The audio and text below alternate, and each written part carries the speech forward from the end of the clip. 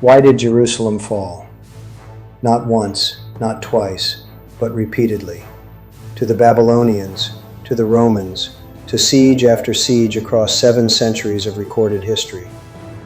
Most people have a ready answer. They'll say it was God's judgment, or military inferiority, or political betrayal. And depending on your tradition, each of those answers carries real weight. But here is what we rarely ask. What were the physical conditions that made Jerusalem fall possible? What were the systems, the water systems, the food systems, the economic systems, the defensive engineering that either held the city together or collapsed beneath it? Because when you look closely at the archaeology, at the ancient records, at the stones themselves, you begin to see something remarkable. Jerusalem did not fall simply because an empire was powerful. Jerusalem fell because a very specific set of hidden systems broke down in a very specific sequence. In the ancient world, nothing existed in isolation. What looked like faith, war, survival, or power was always part of a deeper structure: geographic, economic, logistical, social. And in this documentary, we are going to uncover the hidden system behind one of history's most consequential collapses. To understand it, we have to look beyond the surface and examine how the system actually worked. Let's start with the most basic problem of all: water. Jerusalem sits on a ridge in the Judean hill country, at roughly 750 meters above sea level. There is no major river running through it. There is no natural lake nearby. The ancient city was built against all geographic logic, on a spur of land flanked by 2 valleys, the Kidron to the east and the Hinnom to the west and south.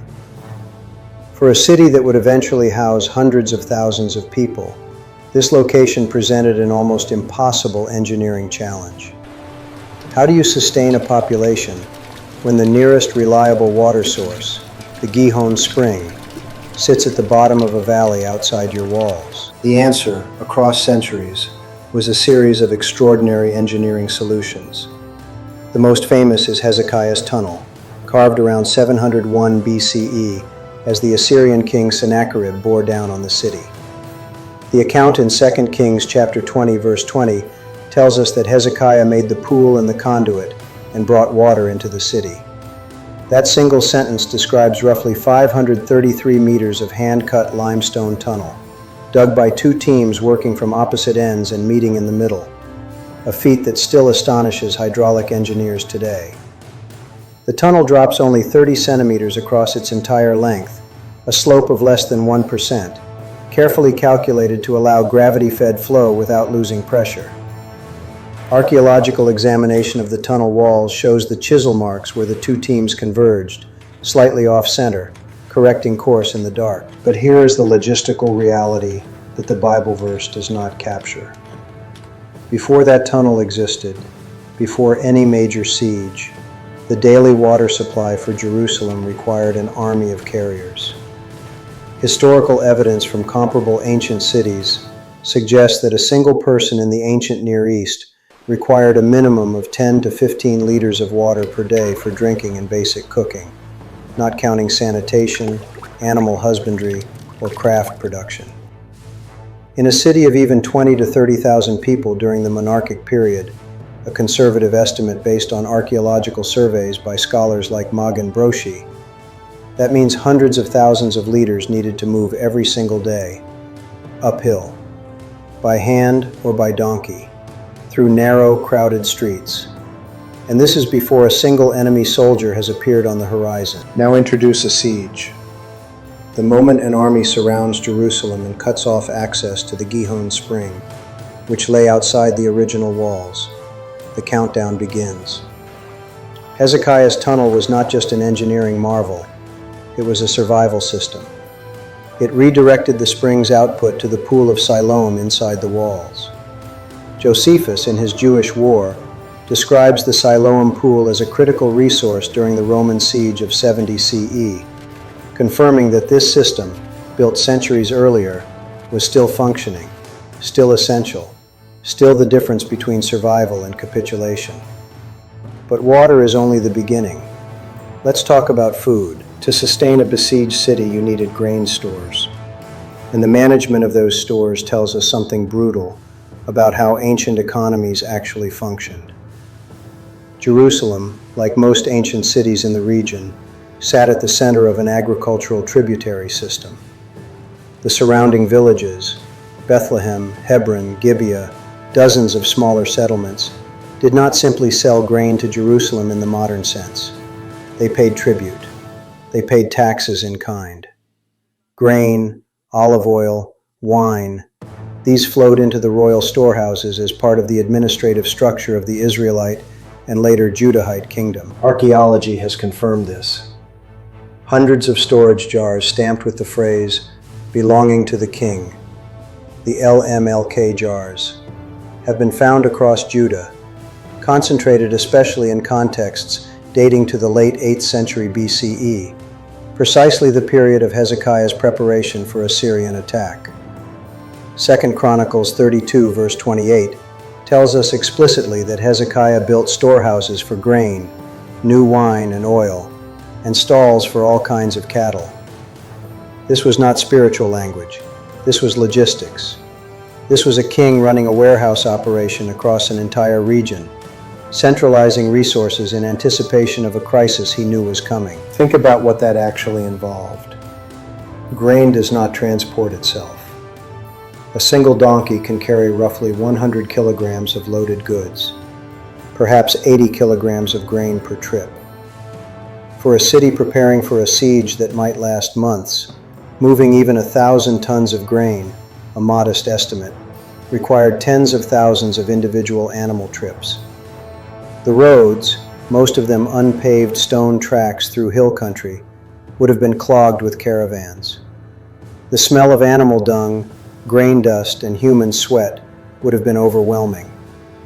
The noise, the braying, the shouting of drovers, the grinding of cartwheels on stone, constant. And yet this system worked. Sennacherib did not take Jerusalem in 701 BCE. For reasons that historians and theologians have debated for millennia, and which 2 Kings chapter 19 attributes to direct divine intervention, the Assyrian army withdrew. The system held. But the system did not always hold. A little more than a century later, it collapsed entirely.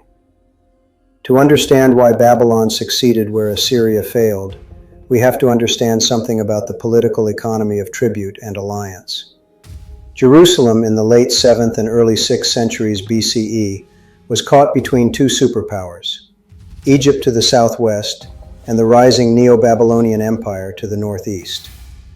The Judahite kings of this period made a series of decisions that, viewed through our lens of hidden systems, look less like moral failures and more like desperate attempts to navigate an impossible geopolitical position. When Jehoiakim shifted allegiance from Babylon to Egypt around 601 BCE, as described in 2 Kings chapter 24, he was not simply being faithless or foolish. He was recalculating the tributary math.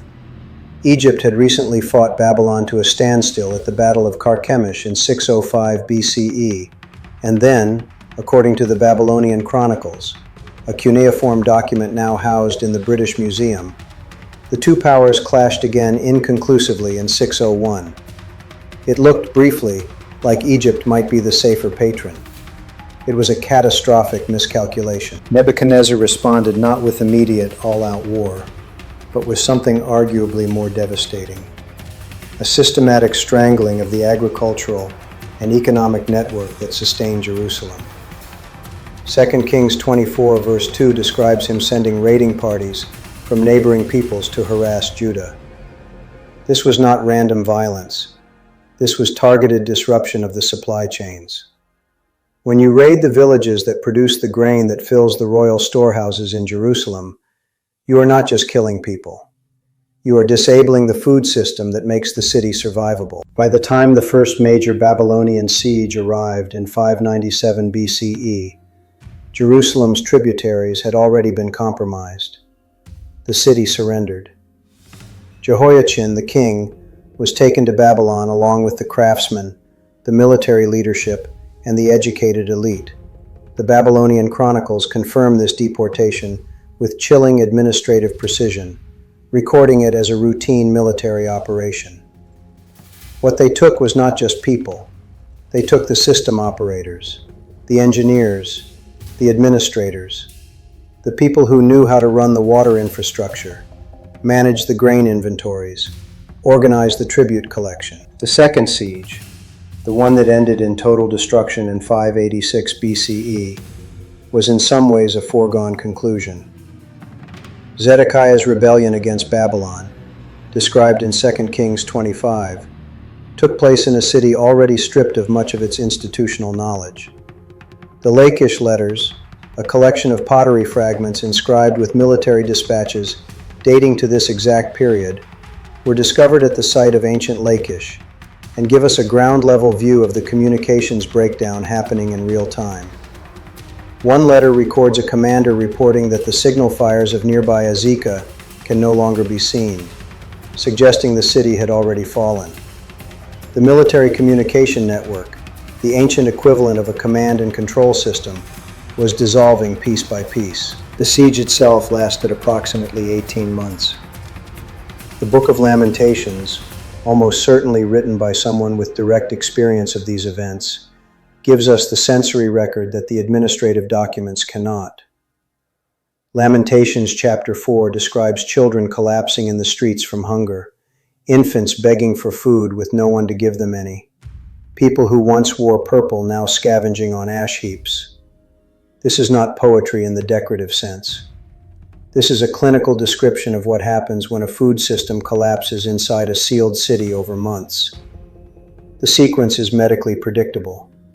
First, the stored grain runs out, then animals are slaughtered and eaten, then people begin consuming things that are not food. Josephus, describing the later Roman siege, records instances of people boiling leather and eating it.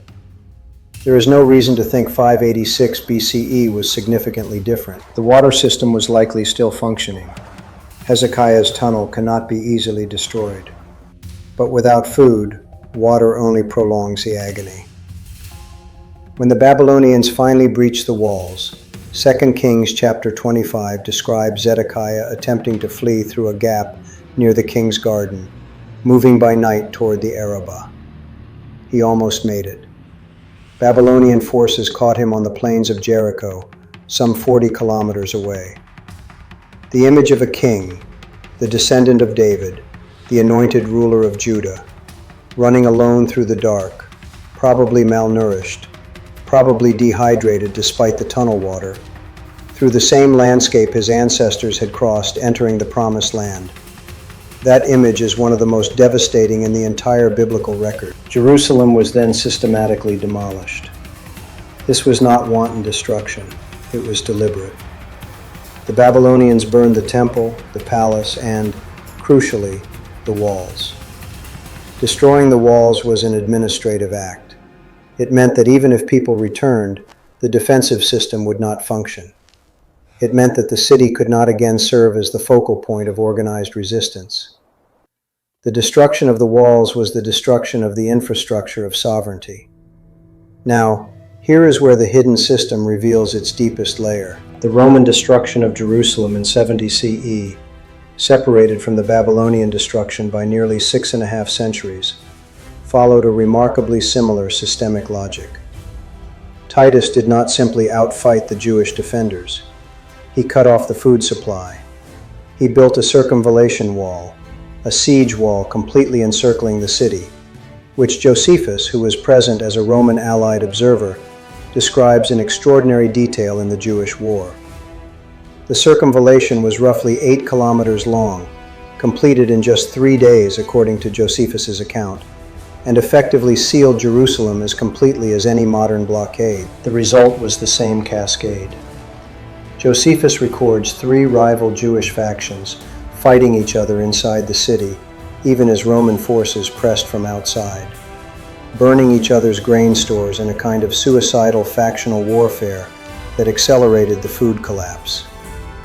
The population of Jerusalem at this point, swelled by Passover pilgrims who had been trapped inside when the siege began, may have been several 100,000 people. Some ancient estimates go higher, though modern historians are more cautious. Whatever the number, the infrastructure, the water channels, the food stores, the sanitation systems, was designed for far fewer. Josephus's descriptions of the dead and dying in the streets, which some historians have questioned for exaggeration, are corroborated in broad outline by the archaeological evidence. Excavations in the Jewish quarter of Jerusalem have revealed burning layers from 70 CE, collapsed buildings, and the detritus of rapid, violent destruction consistent with his account. The temple itself, the beating heart of the city's economic and religious system, was burned. This was not an accident. Josephus claims Titus initially wanted to preserve it, though this claim is disputed by some scholars who note that the destruction served clear Roman political purposes. The temple was the center of the pilgrimage economy, the site of the annual half-shekel tax paid by Jews across the diaspora, the storage facility for enormous quantities of gold and treasure. Destroying it was not just a religious act. It was the termination of a revenue system that had funded Judean autonomy for generations. And this is the revelation that the hidden system makes visible. Jerusalem did not fall because its people lacked courage or faith. The defenders of Jerusalem in 586 BCE held out for 18 months against the most powerful military machine of the ancient Near East. The defenders in 70 CE held out for months against the Roman legions at the height of their imperial power. These were not failures of will. Jerusalem fell because it was a city built on a ridge with no river, sustained by a system of cisterns and tunnels, and tributary villages and royal storehouses that required constant, sophisticated maintenance and a functioning political relationship with the surrounding land. When those relationships broke down, through foreign invasion, through factional warfare, through the progressive strangling of the agricultural network, the system that made the city livable became the system that made it lethal.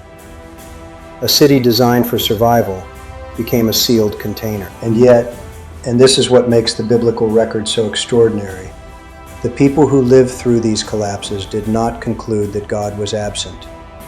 They concluded something stranger and harder. Lamentations does not end with despair. It ends with an appeal. It ends with people who have watched their city burn and their children starve, still finding the capacity to say, "Renew our days as of old." The faith that survived the collapse of these systems was not a faith that had never been tested.